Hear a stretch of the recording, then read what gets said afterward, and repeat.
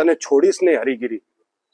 અને સરકારને કહીશ કે આ પવિત્ર તીર્થ સ્થળ છે, આ હરિગીરીનું એનું જરાક હવે જોવો, સરકારની બદનામી થશે. જરાક તો વિચાર કરો આ શું શું ચાલી રહ્યું છે જુનાગઢના અંદર. અને એને બચાવવા માટે આ બધા ભ્રષ્ટાચારી જુનાગઢના નીકળી પડ્યા છે. જ્યારે જ્યારે મેં વાત કરી, પ્રમાણ સાથે વાત કરી છે. શું જુનાગઢના આ આવતો શિવરાત્રી મેળો કેવો કરવો છે જરાક વિચાર કરજો.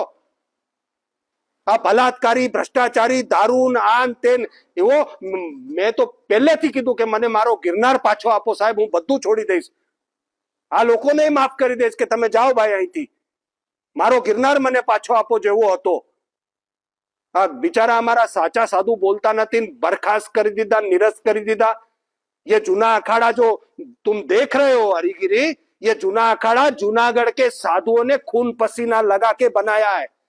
ये महादेवगिरी की बात कर रहे हो बर्खास्त करने का, उसके पास रसीद है, पहुंच है, कितना पैसा दिया और ईंटे पत्थर लगवाए हैं. मेरे यहां से 95 लाख रुपए दिए गए हैं और कई साधुओं का पैसा लगा है.